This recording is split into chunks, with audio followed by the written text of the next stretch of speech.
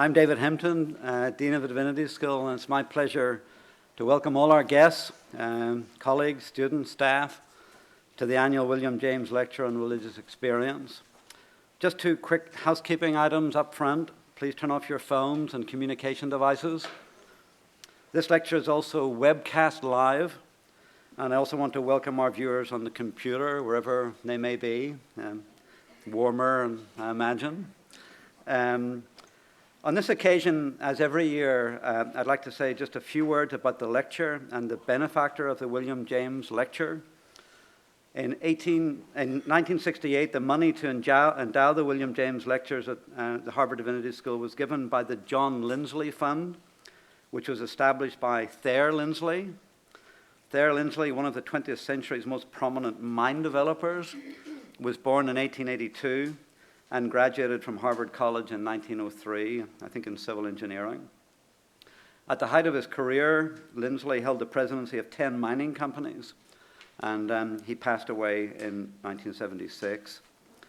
His long-standing interest in William James as a teacher and in his religious ideas made it seem appropriate to the trustees of the John Lindsley Fund to establish these lectures in honor of William James, with particular reference to James's book, The Varieties of Religious Experience. So on October 14th, 1970, the Divinity School inaugurated the annual lecture series. And tonight's speaker, Tanya M. Luhrmann of Stanford University, is another highlight in what is now a long, long list of distinguished speakers and William James scholars who have given this lecture. Previous lecturers include Clifford Geertz, Cornel West, Hilary Putnam, Charles Taylor, and Arthur Kleinman. Soon, Professor Luhrmann will add to this distinguished list by speaking to us on the subject of William James in Accra. Our speaker will be introduced by my friend and colleague, Michael Jackson, distinguished visiting professor of world religions. He's a distinguished anthropologist, acclaimed teacher, prolific writer, celebrated poet, an all-round terrific person. So, Michael, please come and introduce the 2014 William James Lecture. Thank you.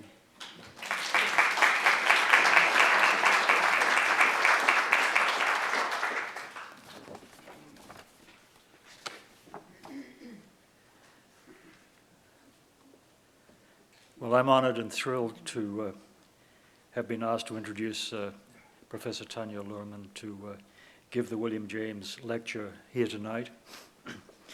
Professor Luhrmann has held the Howard and Jesse Watkins Professorship at Stanford University since 2010 and is justifiably renowned as a brilliant and innovative psychological anthropologist and anthropologist of religion, someone who gives anthropology a good name.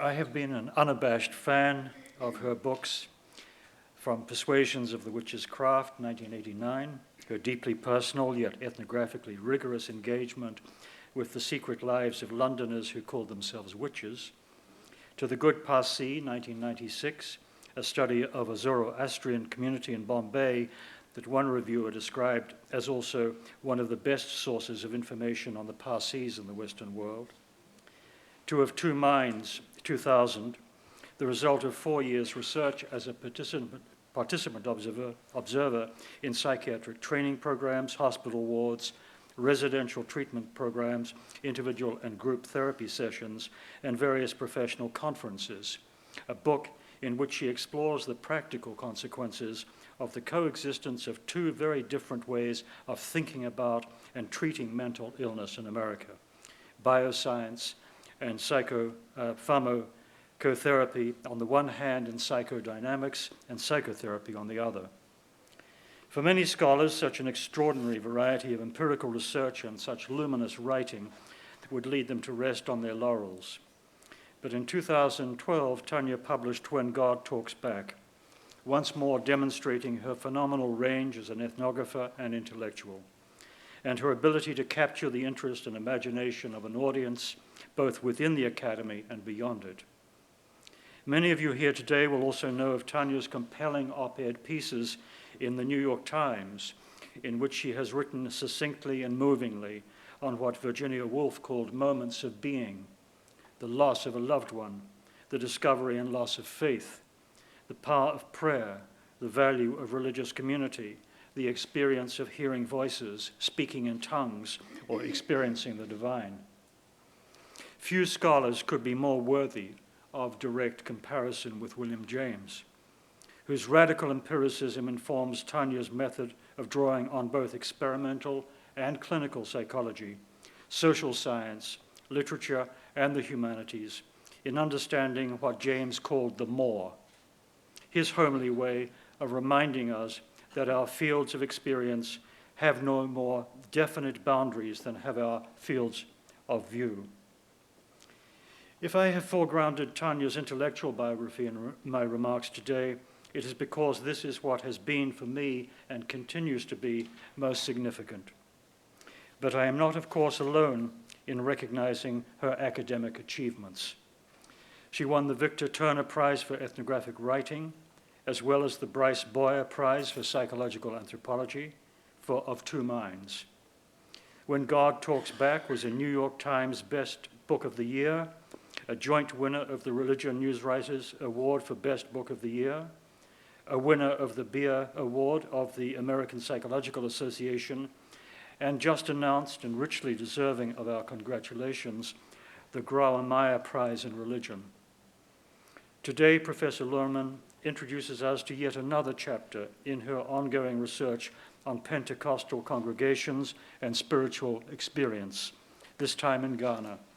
Please join me in warmly welcoming Tanya Luhrmann to speak about William James in Accra.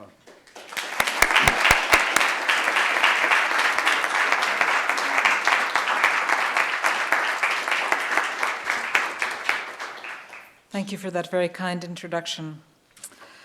It's great to be here. I want to begin by pointing out that I am going to talk about God, but I do not feel that I have the authority to pass judgment on whether God is real, nor whether God shows up when people say that God is present. I'm interested in the question of how, given that God is invisible, people become confident that God is real. And William James had an answer to that question. I love William James. I think of myself as a sort of William Jamesian. He's one of the lodestones of my intellectual trajectory. And although I'm going to talk here about something that he underestimated, I think, in the development of spiritual experience. He had an answer to that question, and he called it the more, as we've heard. And in the varieties, he says, the more, as we've called it, and the meaning of our union with it, form the nucleus of our inquiry. It would never do to place ourselves offhand at the position of a particular theology, the Christian theology, for example, and proceed immediately to define the more as Jehovah and the union as his imputation to us of the righteousness of Christ. That would be unfair to other religions, and from our present standpoint, at least, it would be an overbelief. So William James wanted to use spiritual experience to demonstrate the reality of the more, the reality of the stuff that really counts as God. And he treats theological variation, and I would suspect cultural variation, as so much fluff. It's the stuff that doesn't count. It gets in the way of understanding what the more really is. And you could be tempted from reading the varieties to think that there is something acultural about spiritual experience. You would also be tempted to think that way from the way that our news media covers spiritual experience and its talk of God spots and the search for the God spot, and maybe the God spot is more distributed, and maybe it's all about the right parietal lobe. I think there's something more complicated to say about the way in which people experience God in different cultural settings, but to say it, I'm going to begin with another universal story, with the theory of mind. So this is, somewhere between the age of 2 and 4, all kids develop what psychologists call theory of mind. And this is the classic experiment, the false belief task. You have a toddler, you have an experimenter, and you have a third party, who in this case is Ernie. We're going to leave aside the complexity of how Ernie serves as a third party and just focus on the fact that there's a third party. So the experiment runs like this. Toddler, in the presence of the experimenter and Ernie, hide a toy in box number 1. And then our third party, Ernie, goes under the table, and the experimenter and the toddler hide the toy in box number 2. Ernie comes back, and the experimenter asks the toddler, So where's the toy? The very young toddler will point to where the toy actually is, to box number 2. An older toddler knows that Ernie has developed a mind. Ernie knows things based on his prior experience, and because of that, Ernie is going to think that the toy is in box number 1.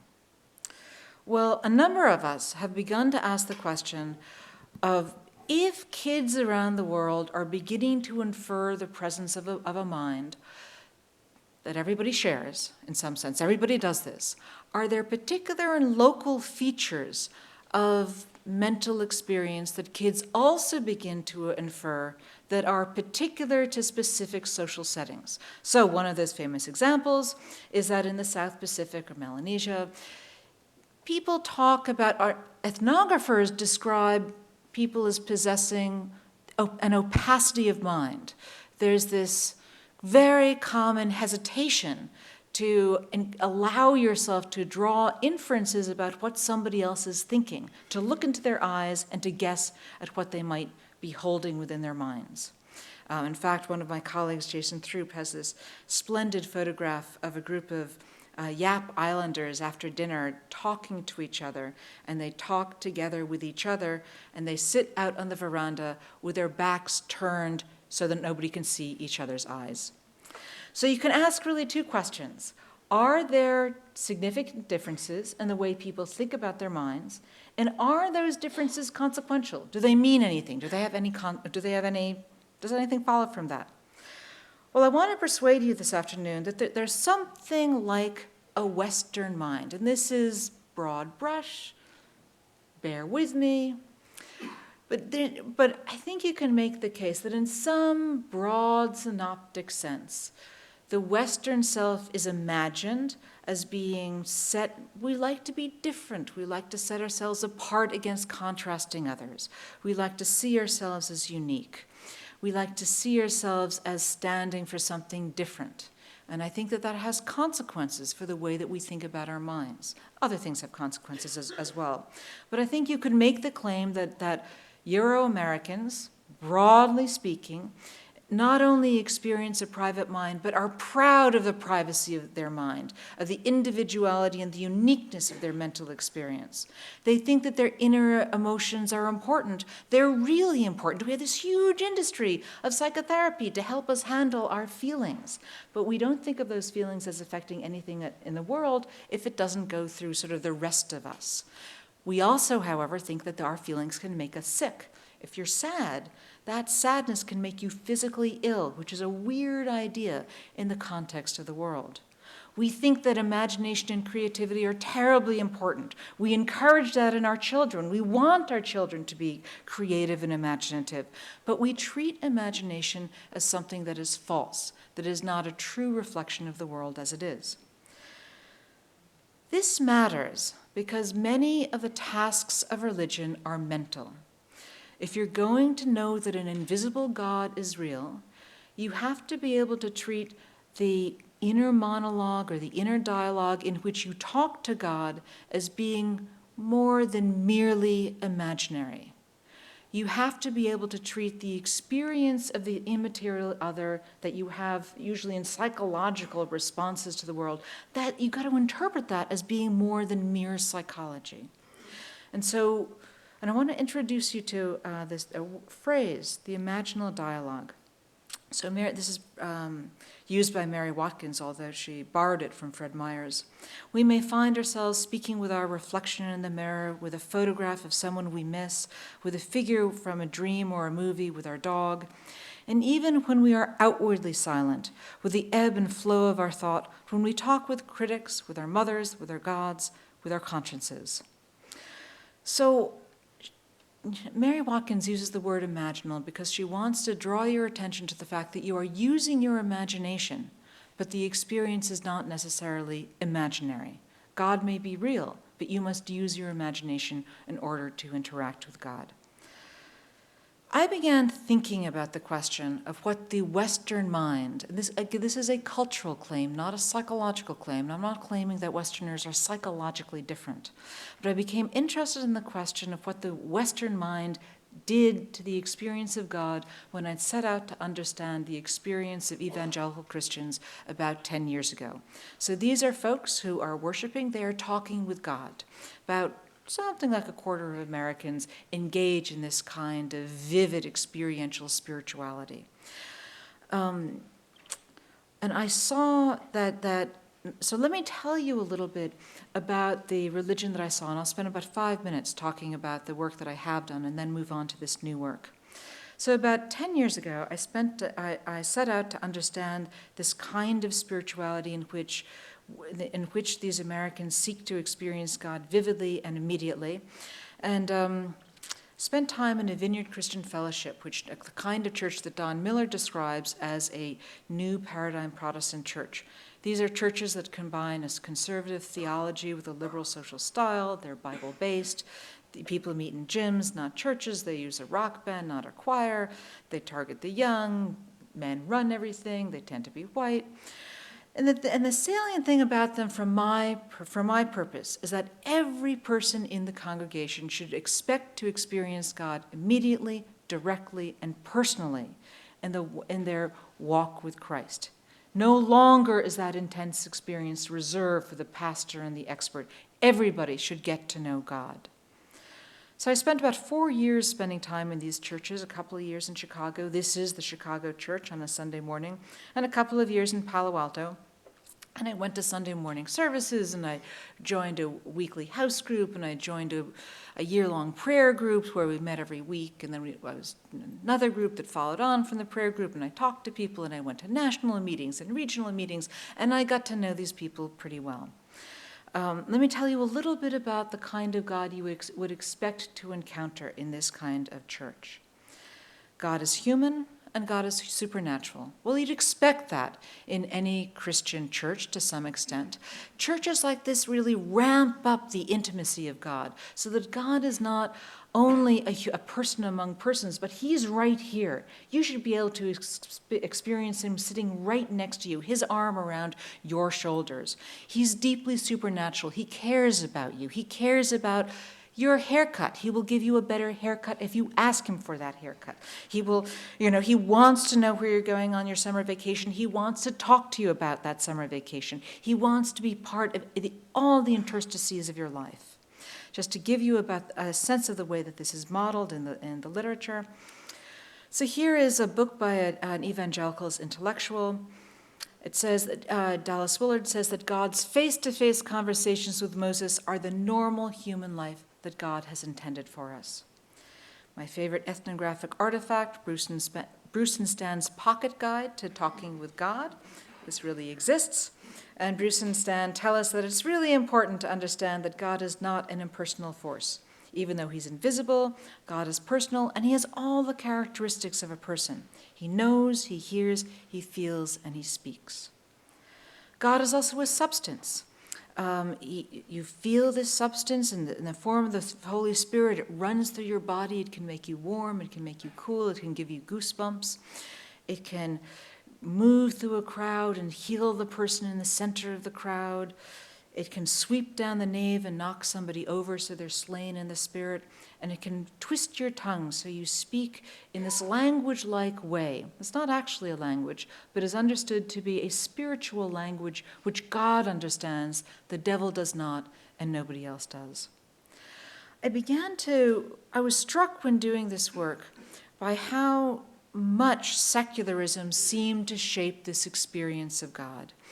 It seemed hard for my Americans to really come to be confident that God was speaking back to them in their minds, to take seriously God's presence.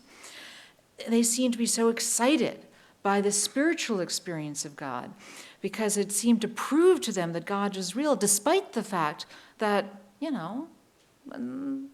there was some doubt about whether God was really real, was really kind of real, even for Christians. So I decided to go out and look at different settings, to never secular settings, you might call them, and try to figure out whether I could learn something about the experience of God and the experience of prayer in these very different settings. So now I wanted to talk to you a little bit about my new project, which is to compare the way people experience invisible others, both in new charismatic evangelical churches and folks who are psychotic. And let me just be clear for the record, these are two different comparisons, two different kinds of people. I understand them to be very different. We can talk about their similarities afterwards, but I'm not going to talk about psychosis further today. And I'm doing this comparison in Accra, Ghana, Chennai, India, the Bay Area, and in the United States. If I were honest, I would tell you that I was going to Accra because I was raised by Jack Goody, and he did all his work in northern Ghana, and my colleagues, the comrades, Michael Jackson, have taught me that African anthropologists are really cool anthropologists, and it would be really fun. And I chose Chennai because I've been in and out of Chennai for years, hanging out at a psychiatric institute. The intellectual justification for using these two as comparison points is that there's something that's kind of striking about the West African world in which the mind seems to be imagined as interwoven with the material and interwoven with the supernatural. And that's kind of true in Chennai, except the material world is somehow also understood to be radically different from the supernatural.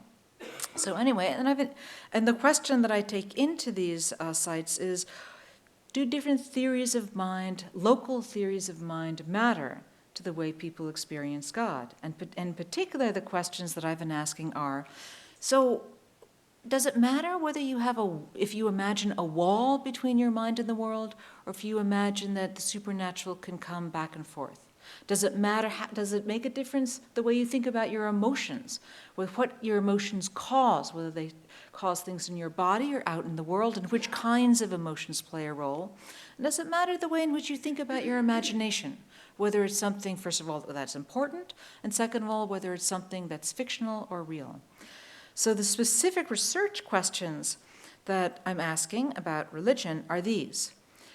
How do congregants in culturally different but theologically similar settings represent the aim and experience of these imaginal dialogues, these conversations with God? Goodness. And second, I'm going to take that as affirmation. And second, what specific spiritual experiences, for example, the audible voice of God or out-of-body experiences, what specific experiences do these congregants report, recognize, elaborate, talk about? And let me say quickly that comparisons in anthropology are hard. They're made easier if you're really specific about what you're comparing, if you're confident that your questions are answerable, if there's a rich store of prior ethnographic research, and if you have good friends who've worked in the area. And I take all of those seriously. In any event, so I'm going to talk to you today about what I learned from my 6 weeks in Accra. Off I go to Accra. One of the things that is really striking about Accra is the burgeoning landscape of new charismatic evangelical churches. They are vividly present on the landscape. When I was there this summer, there were at least 6 of them. They have big new buildings. They have thousands of people in their congregations. On these places, they have got international connections. Their pastors are flying back and forth all over the world. They're all talking to each other. They're media savvy. They run radio stations and TV stations. They do all this stuff. They have billboards advertising them all over the place. The church is a kind of social life for the middle class. And and for the most part, the services take place in English. There are services in other languages, but there are plenty of services that take place in English, and those are the services that I was interested in. I would also say that they share a whole lot with the American evangelical church in which I spent time. First of all, it's clear that you are meant to have a personal relationship with a God who will talk back. It's clear that God is unconditionally loving, more or less. There's the personal supernatural efficacy of God is really clear. God will heal you. Your specific concerns, he will give you specific stuff. People dress casually. All these churches share what the British charmingly call a happy clappy style. People are dancing, they're using prophecy, they're speaking in tongues, they're cheering. It is fun to be in these churches. And the American evangelical literature is all through these churches. So it is clear all of the Accra churches, the big new charismatic churches, they've got bookstores, and down one side of the bookstore are the English language books on evangelical Christianity by the African authors, and down the other side are the books by Rick Warren, by T.D. Jakes, by a bunch of Americans that you would also find the American evangelicals that I knew reading. So I now have a very large amount of data, but what I'm going to talk about today is actually a handful of 15 pastoral students, although what I would say is that what I see in them is supported by the other sources of data that I have to hand so far. So I'm going to talk about a group of pastoral students who are in their mid-20s, schooling conducted entirely in English. Some of them even pray in English. They are immersed in the way of thinking of this church. They spend hours and hours in these church services, and they are taught by members of the church. They are very vineyard-like in that they've actually had lectures on how to experience God the way that the vineyard teaches you to experience God. And I'm going to talk about something in particular, which is what I'll call my phenomenological interview. So these, I talked to people about a bunch of stuff, but I always ask them these questions. I sat and I talked to them about the way they prayed, about who they prayed to, and what kinds of spiritual experiences they reported. And among the other questions I asked them, I asked them about a series of William Jamesian questions. I asked them about whether they'd ever heard God speak audibly, and I would follow up that question. So in the way that I've talked to a lot of people about the audible experience of God, and I ask now in a way that I feel relatively confident that they're telling me something that's phenomenologically there. You know, did you hear it with your ears? Was it outside your head? Did you turn and look? I talked to people about whether God was present. That turns out to be terribly important, but a little complicated, so I won't talk about it more. I talked to people about whether they ever felt uncontrollable weeping, whether they were overwhelmed by emotions when they prayed, or whether they felt a bolt of lightning going through them, or whether they felt that their body would shake so they couldn't stand up and they had to sit down or clutch something. And I'd ask them about whether they'd ever had an out-of-body experience, or whether they'd ever been awake but unable to move. These are the experiences that to Americans, I asked a much longer range of questions, but I'm pretty confident that you can talk to people about these questions and get an answer that at least makes a certain amount of sense. So let me first talk to you about, and I'll talk to you about two things. First of all, about the imaginal dialogue and the way I heard people talk about talking to God, and then I'll go on and talk about these more William Jamesian experiences. So, the imaginal dialogue, the conversation with God. I would say that if you listen to the first 10 minutes of any one of these interviews that I did in Accra, you would think that these folks could be vineyard members in Palo Alto. People talked about God very much in the same way. They described God as their best friend. You could talk to God about everything. He'll talk back. He loves you unconditionally. They described the discernment of God's voice in very similar ways. I thought was a better candidate to be the Word of God if it popped into your mind, if it was consonant with Scripture, and if it gave you a sense of peace and comfort, because if God is talking to you, you ought to feel good. And so let me give you a feel of the imaginal dialogue from one of my Accra students. This is a man who says, "So I was lying on my bed, and then I started talking to him. It's awesome. I can talk to God like I'm talking to you, and as you're responding, even though I don't hear you, and even though I don't hear your voice, it comes. It follows a train of conversation, what you're talking about. So, like I tried to find out if it's true, and I'll ask a question, and then he'll point me to a scripture I've not thought about. So he leads me to a scripture I've not thought about. I wasn't thinking about a scripture. It wasn't in my mind. I go, and then it answers what I was asking. I was just lying on my bed, and I was laughing, and I heard everything. And I say, was it back and forth, back and forth, back and forth? Yes. So many times, back and forth, yes. So that suggests that he really is experiencing a dialogue in his mind. So here's an American example And in some ways, it's very similar. In some ways, it's a little different. And they're both about the same age. I'd get some food and I'd go out and sit by the lake and I'd eat my food, and God and I would have conversations like about what I like to say his children. Like if we were dating and he had children and I didn't, I want to know how his children were doing. And so, I'd ask him, how is so and such going with Drew? How is such and such going with, Christy? Those sorts of things. I really, really hope that you're saving up for their college tuition kind of idea. I mean, I really hope you're doing that in their lives. And then, we would get to his relationship with me and his child, and, how are we doing with that? How are we doing with that? So, they're similar.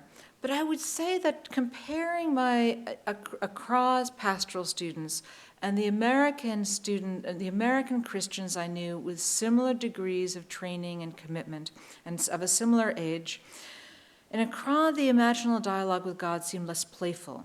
It seemed less oriented towards a back and forth. People did less reported speech.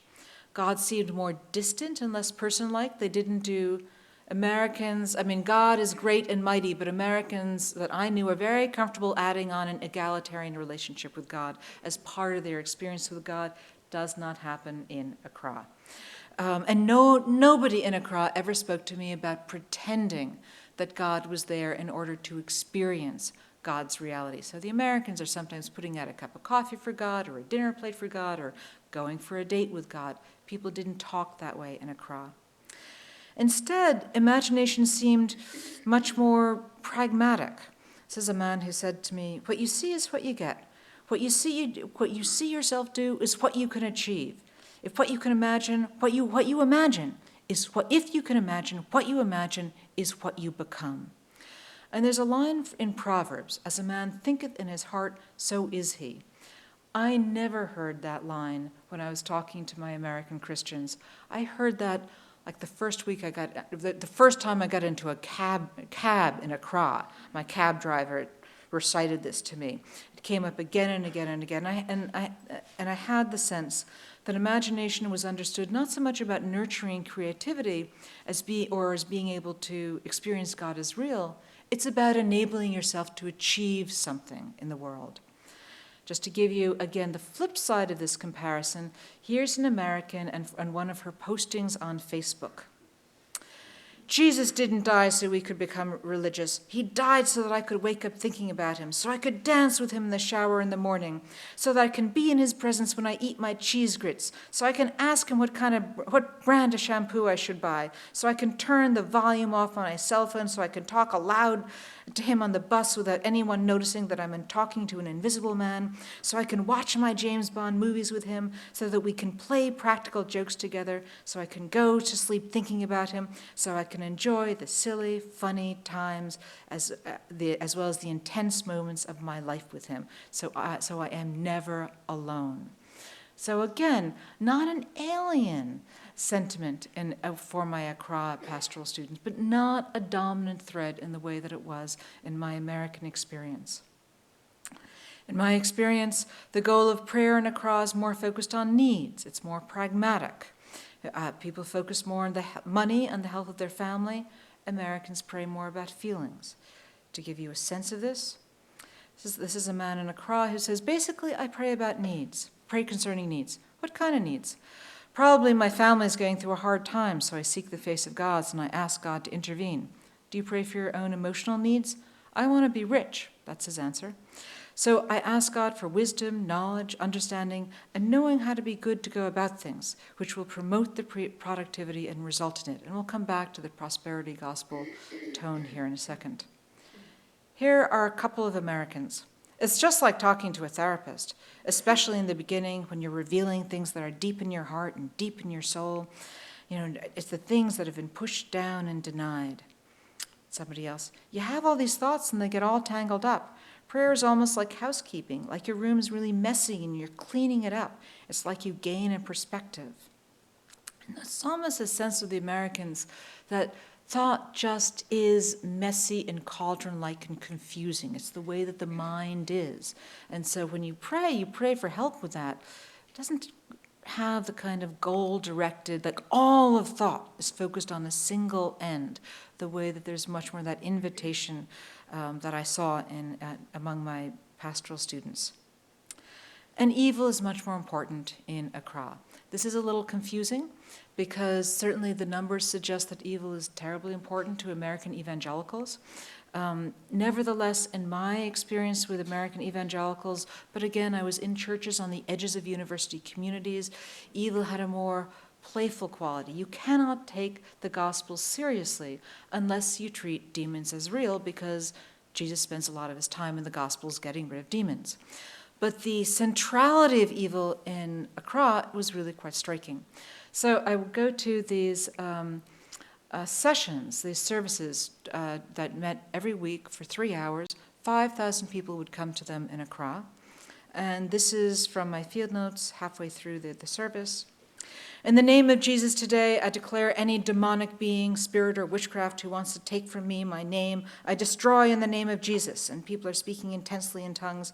Don't pray, don't stop, don't stop. Pray, let the Lord show you his power. Pray, don't stop, let the Lord deliver you. And everybody says, in the name of Jesus, every strong enemy by witchcraft resisting, I defy by fire. Out of my marriage, my business, out. And the crowd's in this frenzy, and everybody's, fighting with the air. Let the Lord deliver me from any strong enemy. By witchcraft, enemies of the marriage. And we go on and say, the witches will die. So that's not didn't happen in Palo Alto. It's much more striking in the Accra world was the sense that thoughts hurt the world at a distance. Somebody else says to me, these witches, they project in their minds. They could even close their minds and project. And people would talk about using prayer to rid your mind of bad thoughts. The first thing that my research assistant said to me in Accra was, when I pray, the first thing I do is I take the bad thoughts out of my mind, as if she could reach in and pick them up and take them out. And a young woman said to me in Accra, I want the kind of mind that's very positive and a kind of mind that's very conscious of God's presence, knowing that God is beside me. I wanted to just share with you Easter morning at the Vineyard. And so this is the associate pastor, and she talks about bad stuff and emotions in a very different way. She says, shame comes when we become aware of our own sin and also the sin done to us, the wrong things done to us that hurt us. When I feel shame, it feels like I'm a dirty little crow in a room full of fancy flamingos, marked by whatever is dirty and bad and worthless. How, she went on and asked, does the resurrection of Christ reverse that within me and within you?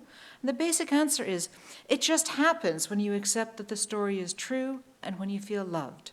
When I see the shame and guilt within me and I ask Jesus for help, he takes it for me and he dies it on the cross.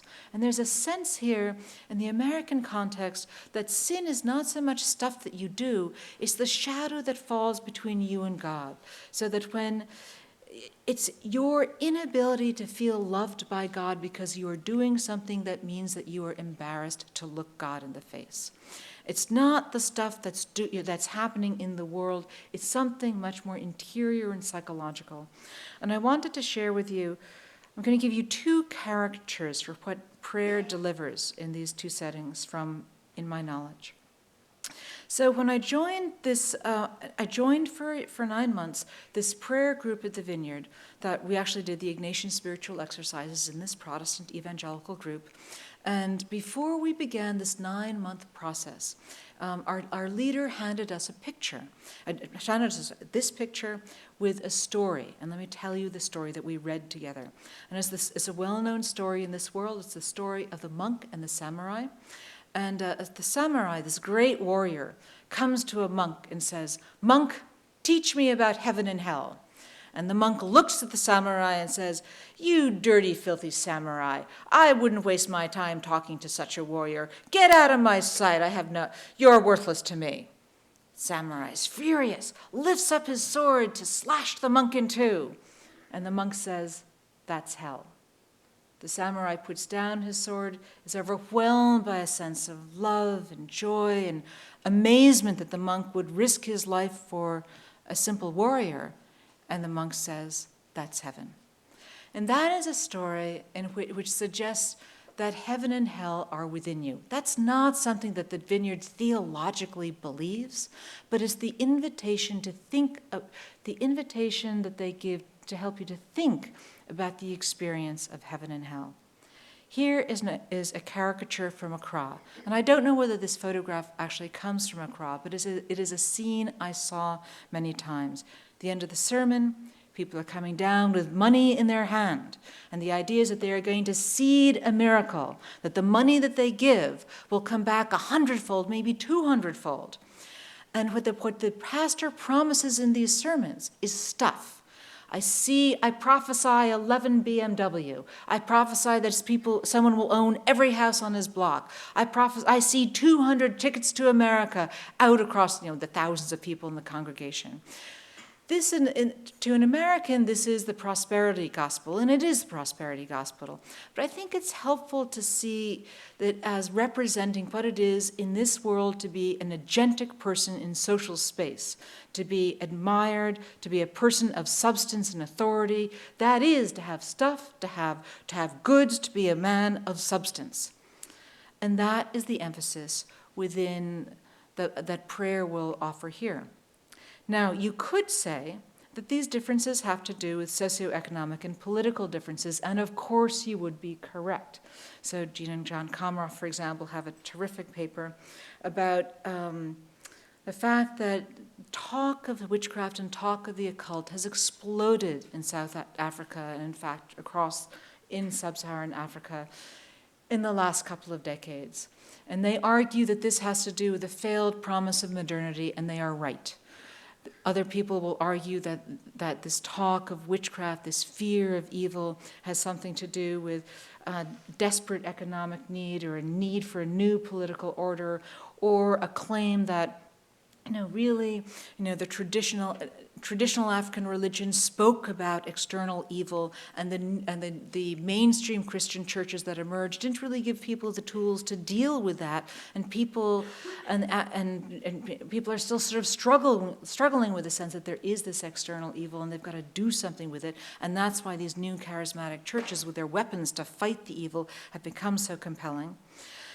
And I think, and that's absolutely true. But I also think that it reflects different understandings of the mind and the person. That there's a story here about the mind-world boundary being a little more porous, that the supernatural can go back and forth across the boundary between the mind and the world, that private feelings are not so important as they are in this self-involved American context, unless they're negative feelings, in which case they're really very important. And fantastic play is not so highly valued. The imagination is more about a social outcome, and in some complicated way, words are actions that are real and external in the world. So to make that argument, I'm now going to turn in the last 10 minutes to these 4 William James phenomena, these things that are events in the body, and you might, if you were thinking, you might think of these kinds of events as things that just happen. Culture's irrelevant to these events. They just happen to the mind. They arise in the body. And it turns out, at least with my data so far, it's a little bit more complicated. And I should say that when I talk about the response of my African pastoral students, I'm going to use as a comparison set the Vineyard subset. So I did this experimental project with 128 California Christians, mostly from churches like the Vineyard. They're in the back of my mind, but I'm directly going to compare 34 folks from the Vineyard and a lot of the other folks that I talked to in the pursuit of doing this project. So now let me talk to you about hallucinations. It's pretty clear from a bunch of different sources of data that hallucinations, that's a terrible word. I don't mean it to have negative connotations. I mean the audible experience of God is more common in the Accra setting. That whether I talk to people by interview, whether I give people questionnaires, whether I give people other questionnaires, in many different ways of asking these questions, more people say they've heard God speak audibly or heard an audible voice than the Americans. One of the things that we know about the experience of sensory phenomena, odd sensory phenomenon, that cognitive bias plays a little bit of a role in how people respond. You cannot decide that you are going to hear God speak audibly, but your expectation, your willingness to attend may play a little bit of a role. And I just wanted to share with you a snippet of a conversation with a young woman. I said, so have you ever heard God speak in a way that you can hear with your ears? Yes. Many times it's his word confirmed to me. I've heard somebody say the word in my ears. So, okay, this is the anthropologist. So how commonly does it feel that it's actually auditory so that you can hear it with your ears?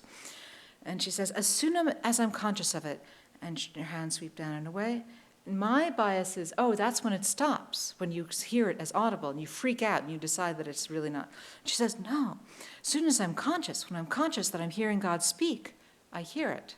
And I say, oh, you mean it pops out and it becomes more auditory? And she says, yes. All right, bodily experience of prayer. These feelings, these events that really happen to people, that they shake, they are overwhelmed by feeling that they have something that goes through them that feels like a lightning bolt. The Accra pastoral students, they loved these experiences. They would act them out for me. They laughed when they talked about them. It was just great. 2/3 of the Americans reported something, and it was important. One of the things I found most compelling about this is that, we're talking about 15 students. Nothing should be significant at all if I were to look at it with numbers. But I did a little bit of coding in which I looked at how much bodily experience people reported. And I coded a bunch of other stuff, and I looked at how back and forth was the relationship with God. With the Americans, what predicts the experience of an intimate back and forth relationship with God is how comfortable you are being caught up in your imagination. Even with 15 people in this sample, what predicted the intimate relationship with God was how much you experienced God in your body. Out-of-body experience. These experiences are pretty rare. So these are those experiences where you feel that you leave your body and you turn around and you see yourself. There is no way that 40% of my Americans actually experienced an out-of-body experience. There's not a chance that 20% of them actually experienced an out-of-body experience, I think. But we knew that 20% of them said something that was describing a phenomenon, that it was at least physiologically or psychologically potent. Something was going on. And what strikes me about this story is that the Americans think that an out-of-body experience is totally cool. They think it's exciting. They clearly would like to have it. They were burbling with excitement at talking to the interviewer. The Accra pastoral students, they were horrified by the very thought of it. And the one person who said that she'd had one, it was actually a near-death experience. She thought she was going to die. I find this quite compelling. So sleep paralysis is a real in-the-body phenomenon. Before I started doing this work, I simply thought of it as the kind of thing that happens to some of us and doesn't happen to others. It's an experience in which you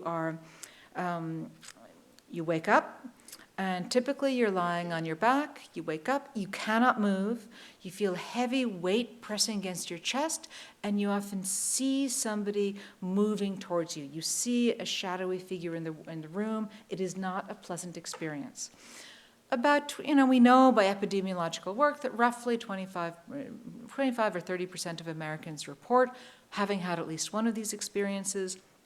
And that's about the rate we get with the Vineyard Christians. And, at least half of them are kind of dismissive. Yeah, it happened, it was trippy, it wasn't so great. But it wasn't horrible. If somebody did associate it with a demon, then they talked at more length. In Accra, over 2/3 of my pastoral students said that they'd had it at least once. They tended to go on and on at length. It was in all but one case, it was demonic. And here, I lie down in my room, I feel this heavy presence. The presence was so heavy, it fell on me, and I saw the thing actually held my neck down, and my my belly button, and the thing was like this, and it was on my neck, and I just sensed the room became heavy, and then, he says, Jesus, but he can't move his mouth, so he's saying that in his mind, Jesus, Jesus, Jesus, even though I couldn't say it, and then finally it leaves. And it turns out that there are reasons to think that these variations are real. That in Southeast Asia, and possibly in other parts of sub-Saharan Africa, sleep paralysis is much more common, named and associated with the demonic, which is a real force in the world. So all of that makes much more sense in a social world in which the mind is less sharply cut off from the body, so that out-of-body experiences are horrible, not cool, where feelings matter less, so the bodily experience of God is more important, unless they're bad feelings, in which case they matter a huge amount, in which case sleep paralysis becomes more important, and thoughts and words and imagination are more real in the world, so that audible voices are more normal and less distressing. So I'm just about to finish here. Where I'm going with this, and I recognize it will require more work, in psychiatry there is this notion of kindling. If somebody is ever diagnosed with major depressive disorder, there's a pretty good chance that they've had one of those bad bodily blows. They've lost someone, maybe they've lost a job, something terrible has happened to them. There's a reasonable chance that they'll get depressed again.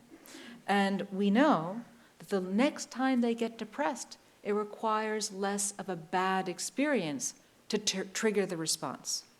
Our psychiatric anthropologists, here Arthur Kleinman, Byron Good, and others, have demonstrated that psychiatric symptoms are to some extent shaped by culture, so that depression in this culture, people feel bad in their body, but what really leads the experience is sadness. People think about the sadness, they attend to the sadness. In East Asia, at least before the pharmaceutical companies let themselves loose, depression was experienced with joint pains. And sure, people were sad, but what was elaborated, what people noticed, what people took to their doctors as symptoms was the way they felt in their body. And what I want to argue is that with spiritual experience, something similar takes place. That the local theory of mind shapes the way people pay attention to mental events, and mental events that are attended to are experienced differently and possibly cascade into major phenomena at different rates. At least what I hope that I've demonstrated today is that it is the Americans who are cultivating the playful, the irrational, and the ridiculous in these new charismatic churches, perhaps because they need to work harder to make God real. So thank you very much.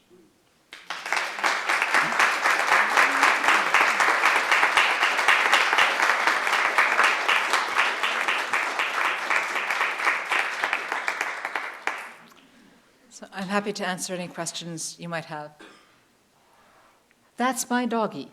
I was trying, anyway, there's something a little odd about the way the slide system, anyway, I thought I was going to make the screen blank. It's a doggy. So it's also my husband's machine because my computer crashed the day before I got on the plane. Anyway.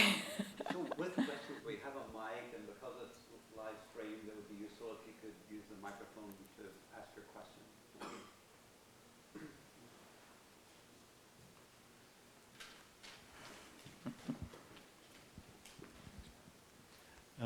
Tanya, thank you for a great talk. While I'm listening to you, I've been kind of thinking of a lot of experiences from Sierra Leone, and including experiences of young people going to the Pentecostal churches in Freetown. And I'm struck too by the fact that the things I read, like the things you've written about the American involvement in Pentecostal experience, is narcissistic, to use Christopher Lash's term, which seems to be one you've not used or hesitated in using. Whereas in the Sierra Leonean case, there's something more than just this emphasis on achievement that you talked about, which is often the achievement of health and well-being and wealth. The preoccupation is always social. It's one's relationships with other people. It's the fact that somebody in the family is getting a better deal than you, and there seems to be no explanation for it unless it's some kind of clandestine business that your sibling is up to that has kind of undercut your chances of success. So I'm wondering if you could speak a little about this, because my earlier work back in the 70s on witchcraft brought me into the same kind of area of concern, that what weighs on people's minds, what leads to these speculations, these experiences, is there sense of justice within a family network or within a community system of social relations? And I felt that this wasn't played up enough in the perspective you gave us this evening. Right, that's a great question, and it's obviously terribly important. It's one of the striking features of life in sub-Saharan Africa is witchcraft, which is usually often about social relationships within the intimate world, and the sense that there's something unfair or not proper about that relationship. I wish I understood more deeply why witchcraft has remained so powerful within sub-Saharan Africa, and the same system of interpretation, which is so common around the world, is less prominent in other parts of the world. It's certainly present in my Chennai data, and it's present in exactly the same way. Although in the Accra world, people seem to focus much more on intimate others. I know that Peter Gesher will make the argument that witchcraft expresses human emotions that are shared by us all, and it just does so in a particular idiom. I haven't finished the book yet, so I'm looking forward to talking with you more about it. So one of the features, it's clearly not just a story about mind, but a story about self. If I were to broad brush talk about the difference in self that I see in these worlds, which I don't yet feel competent to do, is clearly something that the Americans, Euro-Americans, imagine themselves as more individual, more individualistic, more independent than folks outside of Euro-America. I can see in my data that there's some story about a corporate identity in which among the people that I spoke to in Accra, there's a concern with controlling others within that corporate identity. And there's some story in Chennai, despite this very interwoven social world, in which people are concerned with controlling themselves. So there's some story about control that works out a little differently, and it's clearly something I need to learn more about.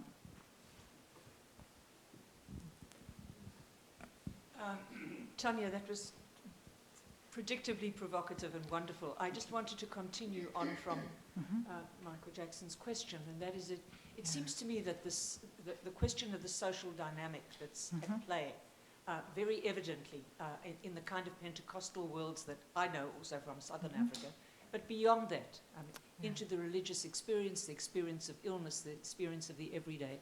It reaches into the nature of the self and the very way that the mind and body work. Absolutely. And I thought there too, that while you acknowledge towards the end that we're dealing with a non-Cartesian notion of mind, you were still in a way slighting, it seems to me, and this is something you might want to look at more as you go on, the question of the degree to which the very idea of the self and the mind is an interiorization, if you like, very American. Of a moral universe. Yes. And what that means is that what happens in the social world is also inseparable from your condition as a self, as a moral self. Absolutely. And it's linked to the fact that ideas like witchcraft, like ideas of the sacral, imply that, in fact, when you think bad thoughts, there's hurt a substance people within you, the very idea of emotions has a materiality. And it goes out in a pragmatic way, which is simultaneously moral and material. And what it implies also is that the mind itself is diffused in some ways in the body. For instance, The Yeah. Tswana that I, work with most closely, and one has to hear work in the linguistic idiom, Yeah. or say things like, you think with your heart. Yes. And the greatest witchcraft is the witchcraft of the heart. Yes. But your anger, your careless anger, your Yeah. carelessness with your emotions has immediate consequences in the world. Yes. And they're consequences that are ethical, they're material, and they have to do with the capacity of other people as well to be people in the world. Absolutely. So there's an inseparability there of the discourse of not only interiority and exteriority, but mind and substance, and thought and consequence. Absolutely. And it implies that, therefore, when one talks about mind, one is already imposing, I would think, in terms of the material I know, a certain kind of set of assumptions. And of course, we all go out from somewhere with our set of categories. But immediately, when you pick this up in this consequence, in this context, it has a different significance.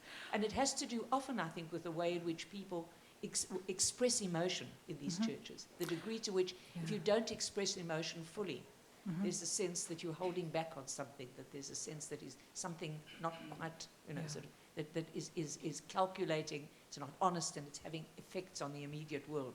So all of those things, which of course is central to the fact that witchcraft is not separate from these cosmologies. Absolutely. It blends Absolutely. in very complicated ways. Yeah, I mean, absolutely, and I'm looking forward to talking with you more about that. That strikes me as absolutely correct. I do want to defend the use of the word mind, and I'm playing this complicated game that we'll see. It gives me multiple opportunities to have people on both sides yell at me. Because I think that I want to persuade psychologists. There's something real, this is not just a way of talking. There are consequences here.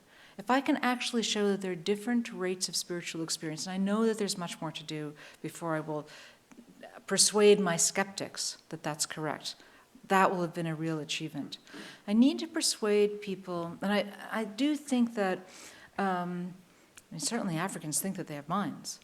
I think what you're speaking of, which is terribly important, and which is the kind of thing I'm trying to describe, is the representation of the mind in its relationship with person. And absolutely, it seems that the big story there is this intermingling of mind and body and person and the material world that is chopped up in boxes in the Euro-American experience.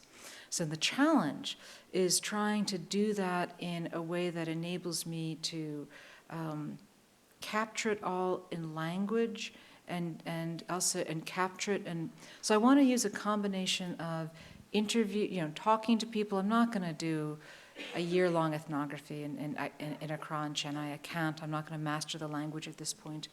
What I'd love to do is to get my instruments enough in line so that a combination of reading the ethnography, developing some tools to ask questions so people who are not me can find some of these outcomes. Because you take a psychological questionnaire to Ghana, you often either get gobbledygook or the same things you get in America.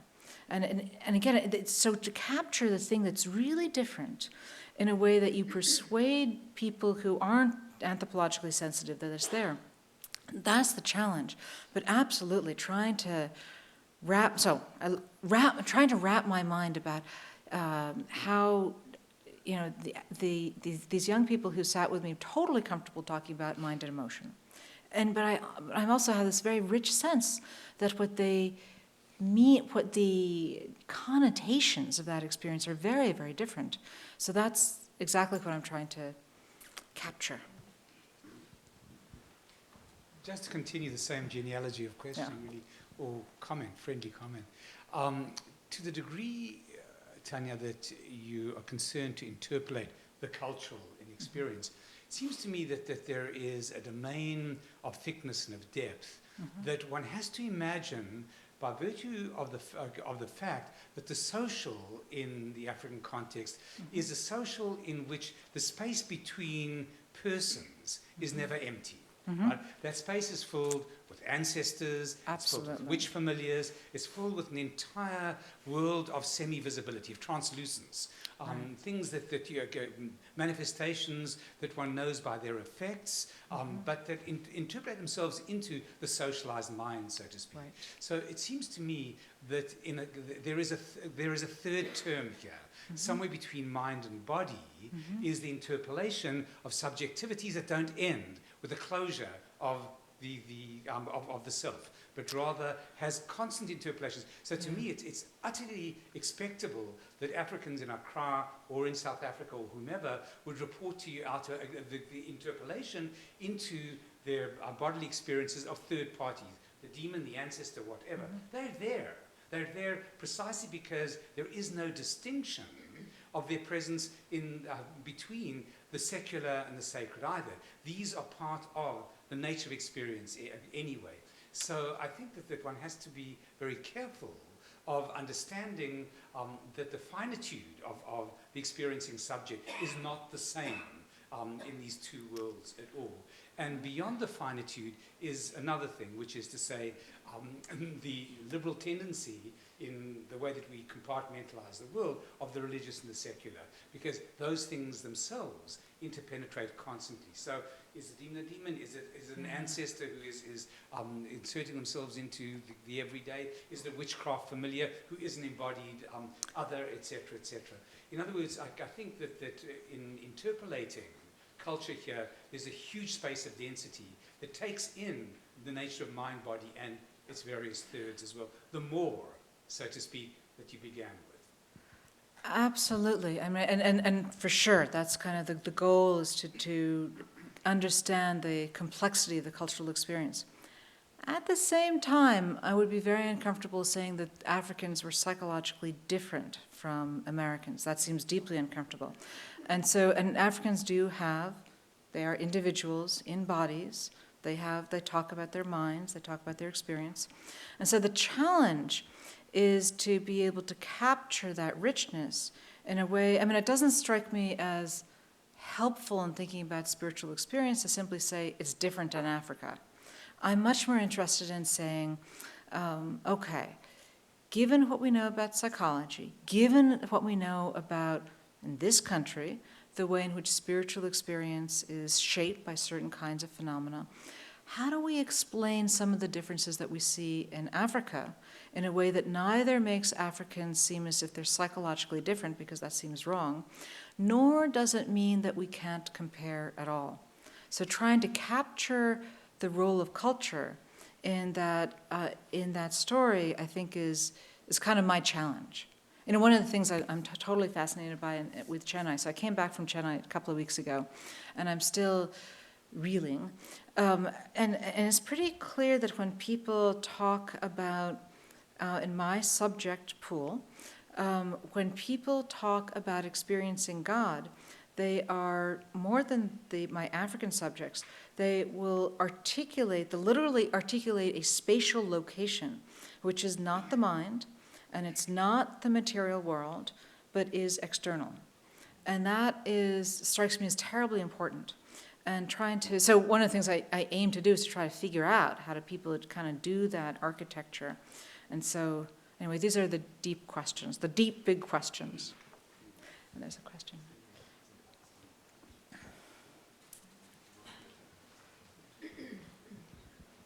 Thank you for the talk.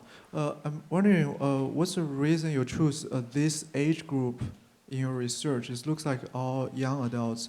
Whether the age of these people will affect the results or your observations. Thank you. Yeah, it's a great question. The reason to choose young pastoral students is that you can find them. So if I were to, so I can fly to Accra and land up at a pastoral institute. I can talk to everybody. And then I talk to a bunch of other people. And I have a research assistant who's talked to a whole bunch of people in a Pentecostal church, and I talk to a whole bunch of older adults around the pastoral institute. But, I can fly to Chennai, and I can find the pastoral students. And I can fly in, and next day I'm talking to them. And then I'm currently using the Vineyard as a comparison point, and I know I have a church full of students who are about that age that I talked to, that I know a lot about, but I also know that I can go to another church that has a mission school, and I can just talk to those people. Not only can I talk to those people, but their professor will say, oh, this sounds interesting, let's line them up. Can you do 5 interviews a day? compared to the enormous difficulty of just arriving out of the blue at a church and trying to feel that you were keeping constant, the ages and genders of some more people who have jobs that take them out of the church, that you're going to go have to locate them and interview them at home. It's just much more difficult. And I would love to talk to everybody. I would expect that people in their 20s had a shorter lifetime experience of phenomena, but I would also expect that they are at the age where they're more interested in having cool experiences and more likely to report them.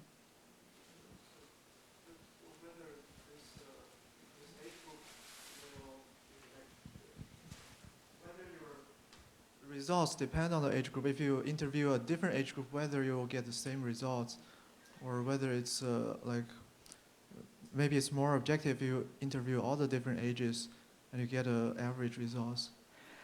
Well, I would expect that, I think that we know that the likelihood of reporting, I'm going to make this up. I don't think it's true. But I'm going to suggest that some people might suggest that as you age, you are less likely to report cool, weird auditory experiences until you lose a partner, in which case your chance of reporting, hearing, or seeing your partner is, if you're bereaved, you have an 80% chance, according to a couple of articles in the literature. And if you're bereaved, you're very likely to see or hear the person you've lost. So I would, at least by keeping the ages more or less in the same ballpark, I can say that here's the psychiatric literature that says this about these phenomena.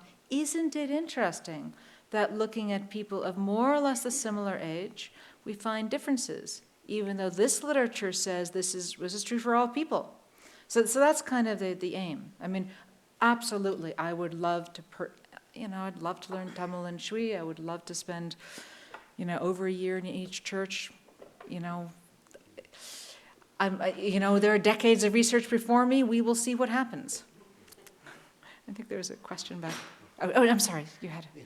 Well, maybe Go ahead. Maybe frame this with a little bit of a historical slant. There's a book called The Evangelical Conversion Narrative by Bruce Hindmarsh, which is a look at conversion narratives essentially in the evangelical revival in the 18th century. And there's some shared characteristics, but the main argument of the book is that there are maybe a dozen different ways of framing a conversion narrative according to a religious tradition. If you're Presbyterian, Baptist, Anglican, Moravian, whatever it might happen to be, it actually is shaded significantly differently. So my question really here is, to what extent are these local theories of the mind that you talk about purely geographical, and to what extent are they really, or at least in part, have to do with different kinds of spiritual formation and different kinds of tradition? And so, for example, how would it line up if you compared and contrasted, let's say, an African-American Pentecostal prosperity gospel church in the American South, or in or similar churches in the Caribbean islands or whatever, with your African sample? You see what I'm getting at? I mean, so I can see that one big variable obviously is geographical location, but I wonder, I mean, you know better than I do that within Pentecostalism or within charismatic churches, there are many, many different kinds of spiritual formation that are operational. So I would say that the local theory of mind that I am working towards constructing, I'm drawing out of the ethnography of the area that's not particular to religious practice. And one of the reasons why I'm insisting on including a psychiatric dimension to this comparison is that you get a lot of pushback on the question of whether you're comparing oranges and oranges when you look at different churches. But everybody believes that people with schizophrenia are the same. It's not true, but but it turns out that there are systematic And there's systematic differences in the way that people who meet criteria or the inclusion criteria for schizophrenia hear distressing voices, and that they mimic some of these, or they reflect some of these differences as well. So the Africans are totally focused on righteousness, on the moral, on making sure that they are good persons. It is very clear. Chennai, people are interested, I hear their kin. In America, people seem to behave as if they've got a Cartesian divide between themselves and the world, and they are harassed and assaulted by their voices. So I keep that comparison there as a way of kind of keeping something constant. The next iteration of this project, I would love to bring in more people, more money, more specificity, and more postdocs. We'll worry about that later. Ellen? Exactly. I was struck particularly in the American examples by how ordinary religion has become and how mundane, particularly talking to God about what kind of shampoo to buy. Yes. And also that God's mind seems to be completely knowable. There's no fear, there's no awe, he's not walled off, and no mystery. And I just wondered, is that true in the African sample too? And is this a contemporary phenomenon, or is this something that you can trace back historically through other religions? Because it seems very strange to me. So it is certainly true that the idea that you have a friend in Jesus has a longer genealogy. But the intimacy, the egalitarian degree of the relationship, the buddy-buddiness, the joyful, I'm going to talk to God about my shampoo. That is, you'll get an argument with historians about how far back that goes. I think that it is a late 20th century phenomenon, and I think it is a secular phenomenon. And in fact, within the evangelical movement, you'll get a fight so that as the president of the Southern Baptist Theological Seminary said to me, those people, he loved my description because I think he thought I'd nailed this type of religiosity, but he thought, look, this is not God. This is, God is not unconditionally loving. God is not a teddy bear. And the Vineyard response to that would be, that's okay. We get them into the church. You get them into the church. You don't worry about whether there's heresy. You get them into the church by getting people to play with God. Get somebody to play with God, and maybe they'll experience God. Then, maybe they'll develop further. And it turns out that the big challenge in a Vineyard church is, in fact, to experience God as unconditionally loving. That's very hard for humans to do, even if the pastor tells you that it's true. It's very difficult. And so, yes, I think it's culturally specific. Yes, I think it's a reaction to secularism.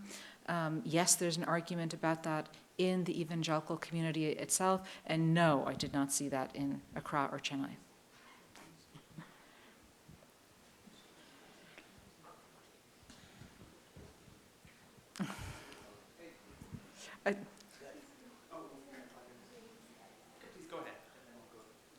Thank you.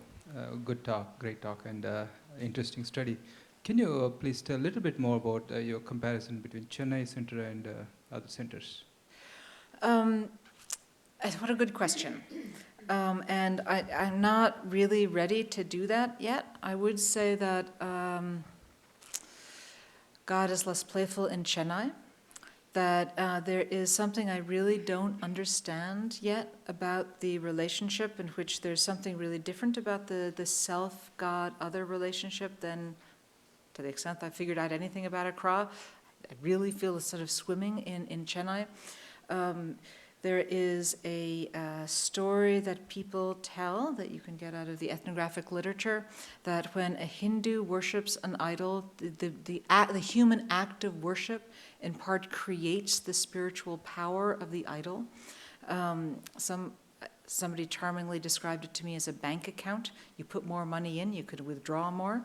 And so the pastor drew that for me by saying, so against the background of Hindu bad, Christian good, to be schematic, the pastor said, in a Hindu has to work so hard to give to God, and then maybe God will deliver. But with Christ just gives whatever he gives to the human, and that's actually not what I saw.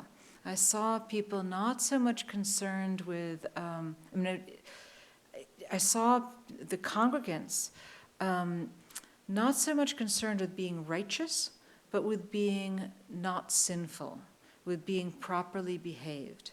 There was much more talk in the Chennai sermons about church as a family. You have a relationship with God. In the Accra sermons, there was much more of an emphasis upon being a certain kind of citizen, good citizen of a good world. We're going to make Ghana proud. We're going to make Ghana into a different kind of place. Chennai, the sermons were much more about be part of the family of God, but people were very anxious about whether they were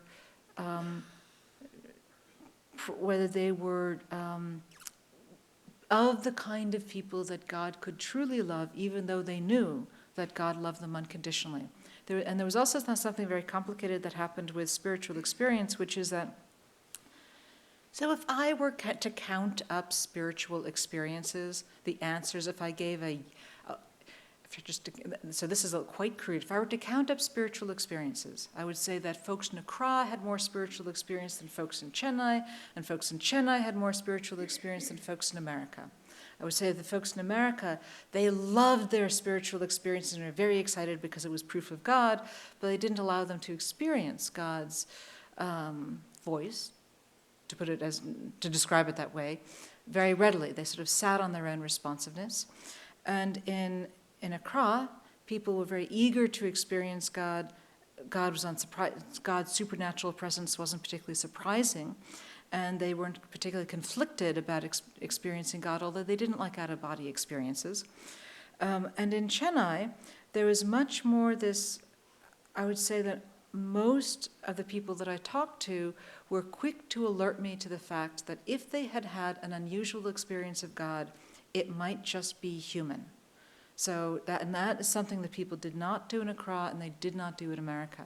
So there's something very complicated and ambivalent that I think has something to do with the ascetic tradition in the history of Tamil Nadu. But there's much more to learn. Thank you very much. Quite stimulating, and I've got quite a lot from this. Out-of-body experience that you just mentioned, it's very likely that Accra Pentecostals hate it. Yes. Because it reminds them of witchcraft. Yes. The second point has to do with the references to the seminarians. Mm-hmm. The seminarians virtually sleep with the Bible. Mm-hmm. They quote the Bible from morning to night. So it is not surprising that that is the kinds of responses you're going to be getting from them in, answers to your questions. And for the American who actually don't probably read the Bible regularly, even when they're in seminaries, it has to do with one issue. A number of us who are African scholars in America and Europe are trying to deal with issues of moral evil. Mm-hmm. We are trying to see how we can make our people at home think less about metaphysical evil and consider some of these problems as also forms of evil, which these Pentecostal pastors are not willing to even mention. They can talk about being good Christians and being, progressive, but they are embedded in all these problems that we often identify: corruption, politicking, sleeping with the refusing to speak power. To address social crisis that Africans are faced with, and because they really control this big constituency, they have a bigger audience even than the politicians. Yeah. So we are very worried that they are not really addressing those issues that they claim to be addressing. So I wonder if you were able to see some of this, beyond the fact that, of course, they are given answers to the kinds of questions you are asking. And lastly, your book of phenomenology, I like that. But is it also possible to move it to the realm of theory, whereby you'll be able to find out from them what they think about all these phenomena, be it witchcraft and so on, as not just forms of religious experience, but as reflections of the cosmology or even the sacred itself. I think this is, I don't know if I'm right, that this is probably the division between comparative religionists or historians of religion and anthropologists. Even though we like your models, we like the narratives, we like the stories, but when it comes to understanding, for example, witchcraft as a religious phenomenon, not necessarily that it's not a social phenomenon, as the cameras have proved, and as you have suggested, but for me it's going to be difficult as a Yoruba Nigerian that witchcraft is not real. So I seek not to worry about what is epistemically real about the supernatural. It's tougher for me with witchcraft than it is with God, just as if that's a feature of who I am. But I would say that so hopefully in the longer version of this, I will speak to some of the broader social and political implications.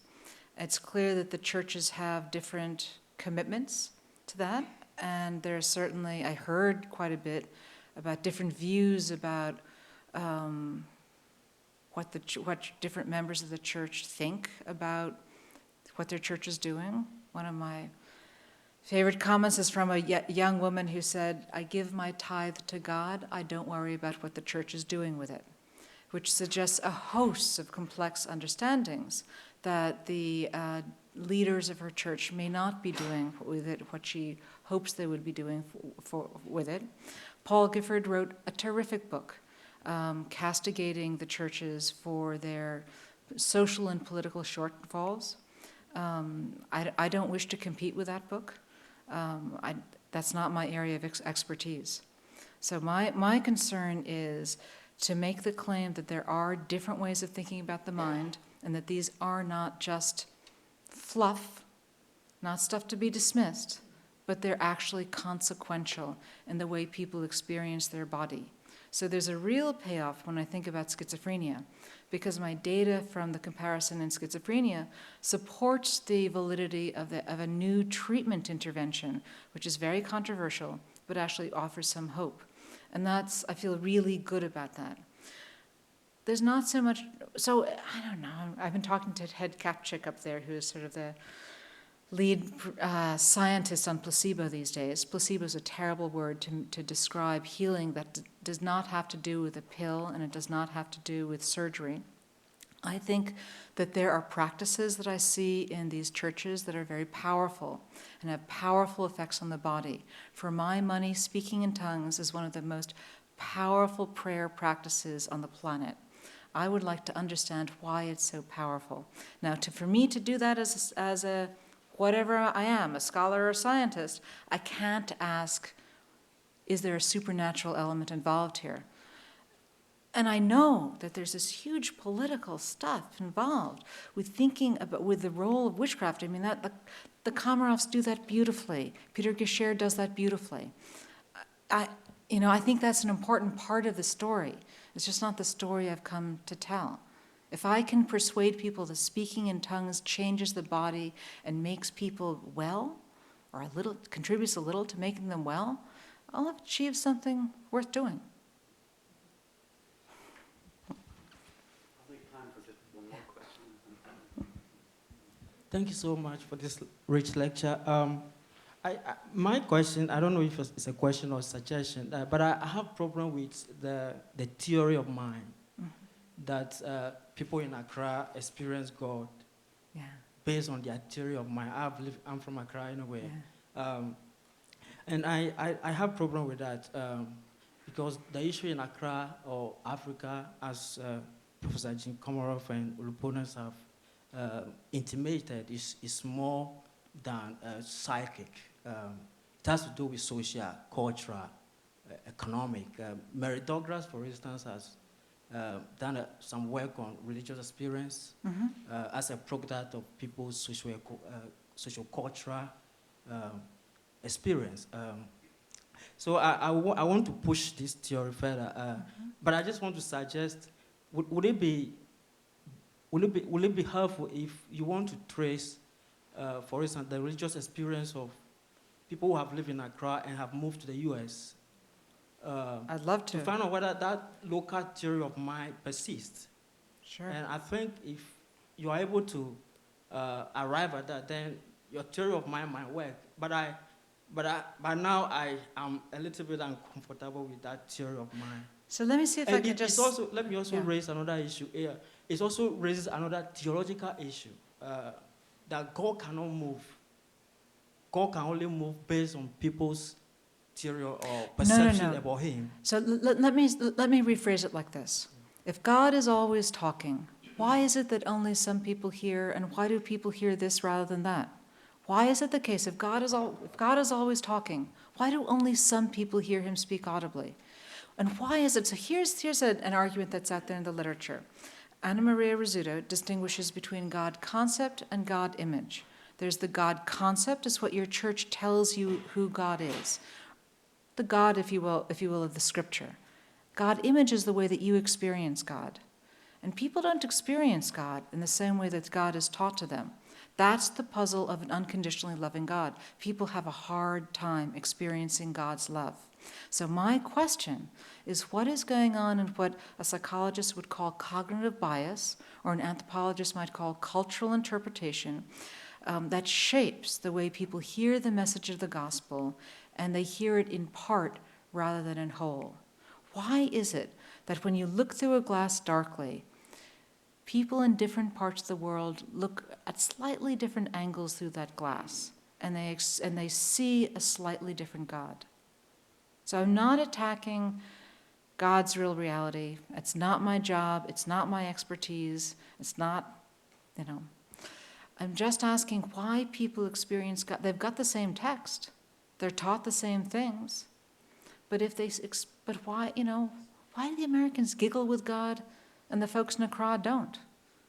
I would bet that has something to do with the father, the way people understand a father, the way people understand a best friend. I think it might have something to do with how confident they are in God's presence, whether they need to kind of ease themselves into experiencing God. Folks in America do. Not clear that you need to be eased into experiencing God in Accra, although, I must say, I did run into a certain amount of doubt. The doubt was managed differently.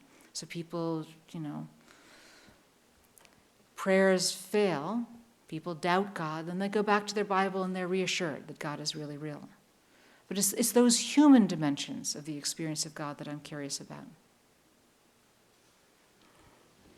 Professor Luhrmann, thanks so much for a wonderfully stimulating